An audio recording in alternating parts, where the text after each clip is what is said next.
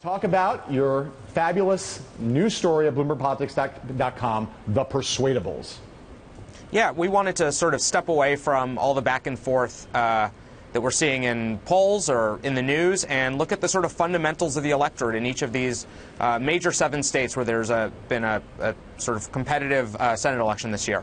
And so what we did was we had a team of reporters and editors, including you guys, go talk to people at the party committees and the campaigns and get their read in a sort of granular way about how they saw these states. And then I worked with the team from Clarity Campaign Labs and Target Smart Communications, which is a Democratic data firm that has access to the underlying voter file and a lot of other material. And we basically tried to reverse engineer the campaign's own plans and then show voters what the electorate looks like in these states. And one of the things we were most interested in was taking the mass of voters that we call persuadables, the ones whose opinions can actually move over the course of a campaign, and unpacking who they were and how campaigns would go to try to isolate them. And in certain states, we went in and found particular groups of ticket splitters, voters who might be cross-pressured, that would have a unique point of entry for candidates. All right, so let's look at one of those groups. In North Carolina, you identified as key the anti-Obama Hageniacs. Who are they? Why do they matter? Yeah, so one of the things about this class of 2014 in the Senate, at least the Democrats who are running for re-election, is that they were all elected in 2008, many for the first time. And so they dealt with an electorate that had Barack Obama on the ballot, and now they're dealing with one that doesn't, where obviously he's a factor in the race. And so we looked at places where Kay Hagan ran ahead of Barack Obama in North Carolina. And the darker counties here on this map is where Hagan overperformed. 1/5 of these crossover voters were in 5 states alone. In one state, she ran 15% ahead of Obama. And so basically, if you're Tom Tillis's campaign and you're going to look for people who could be peeled off from the Hagan coalition with anti-Obama messaging, this is where you're going to want to look. Okay, Sasha, let's move on to another state that you focused on.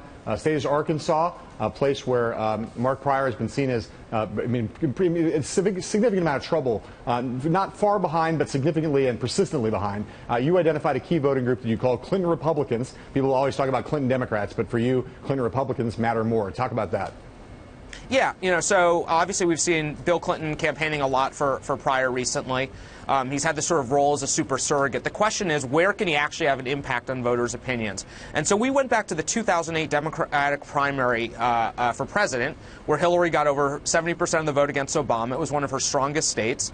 Arkansas is a party without is a state without party registration, and they have open primaries, which basically means that any Arkansan who's registered could have gone in on February 5th, 2008, and vote in either the Democratic primary or the Republican primary, which happened to feature Mike Huckabee, a favorite son.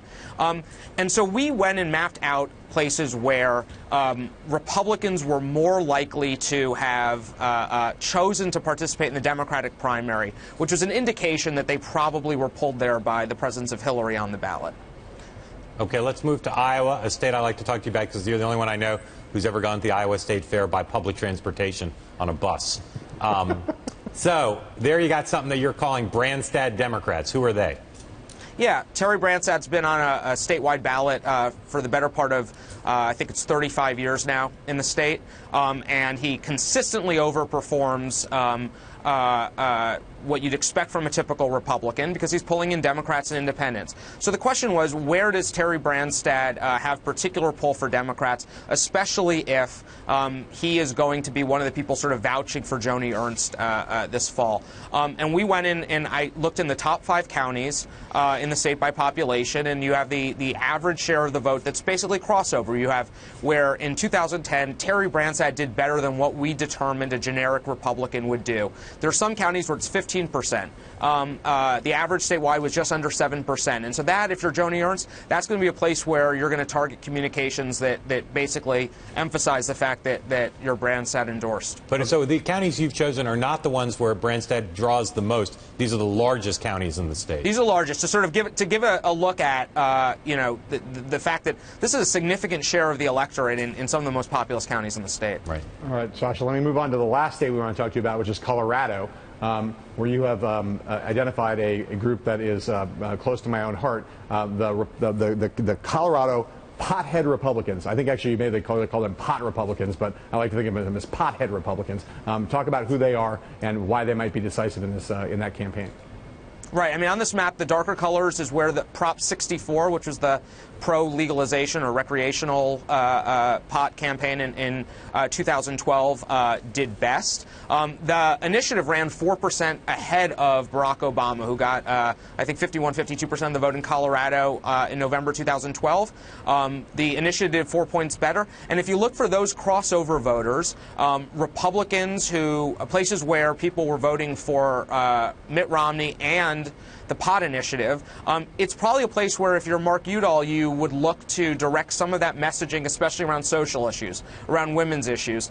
These are probably more libertarian-minded, socially liberal Republicans with party attachment to the Republican Party, but a willingness on some issues to break off from them. Sasha, given what you know about those people, the ones who voted for Mitt Romney and for the pot initiative, what's the probability that they were high when they did so?